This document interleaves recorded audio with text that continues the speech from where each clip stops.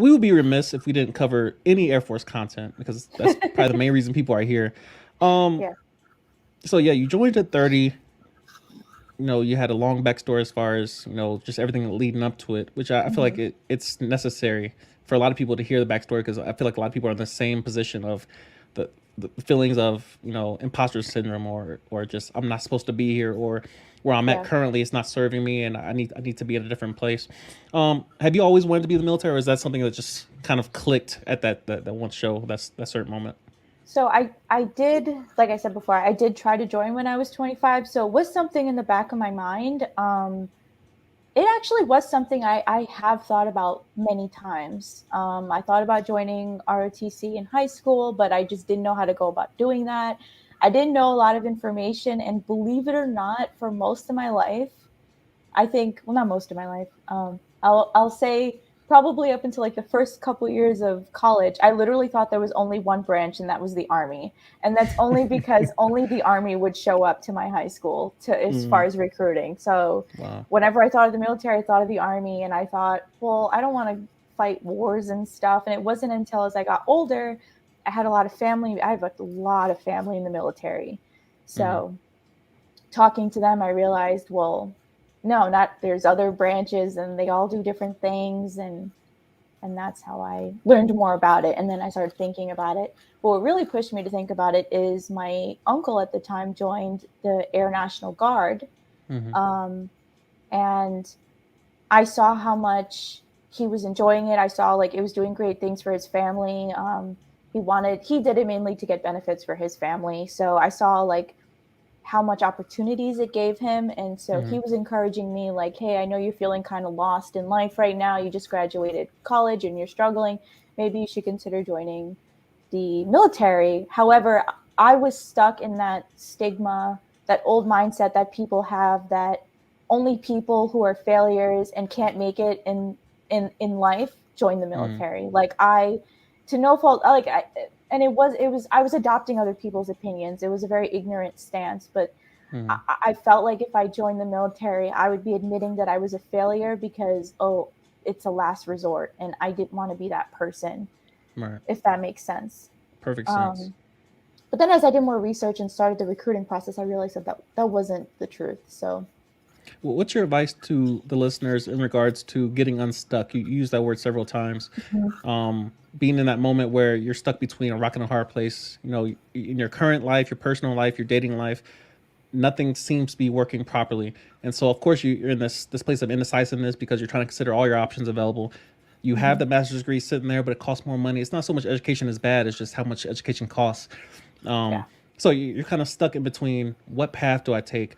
What advice would you give to someone who's in that same or a similar situation? In the same situation that I was in. Mm-hmm. Not specifically your details, but as far as just picking a decision and going with it. So I would say like you have to really look into like when you're waking up every morning, like at least for me, right? You have to like use your emotions and your daily, like how are you mentally every single day? And I Mm-hmm. was at the point where it was painful to wake up every morning. Like it was painful to get dressed. It was painful to go to work. Like I remember when I was at my job, I would frequently go to the bathroom, but just to stand up in the stalls and just cry because I didn't want people at work to see me crying. Mm-hmm. And there was one point where my heart, like, it felt like it was in pain. And I Mm-hmm. actually went during my lunch break to urgent care because I thought there was something wrong. I was like, am I having a heart attack? Like, what's going on? And it turned out it was actually a panic attack.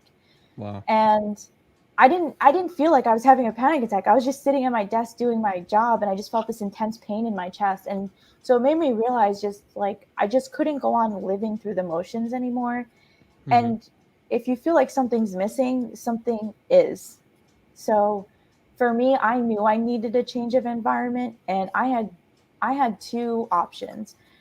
It was either I go into the Air Force, and there was a chance they didn't accept me. Like I Mm-hmm. didn't know how like going through MEPS was going to work out and whatnot.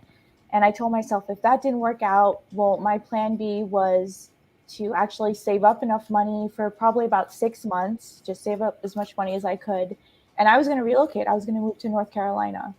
Mm-hmm.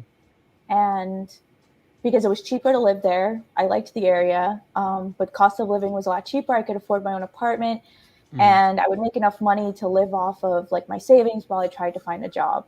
And that was my plan B. So I would say starting over from fresh, like just do it.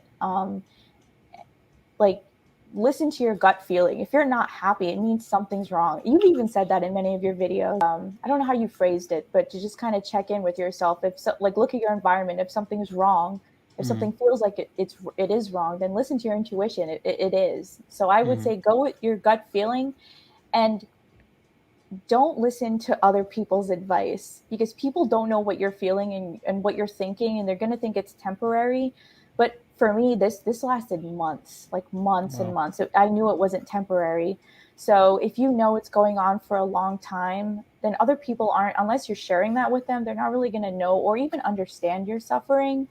So, I mean, do it even if it's scary. I was terrified. Like, I didn't want to go through basic training. I didn't know what was going to happen. I didn't even know if it was the right move, but I was so miserable that I knew that I had to make a change. And if I didn't, that I just knew where I wasn't sustainable. Mm-hmm. And I needed to make that change in my life.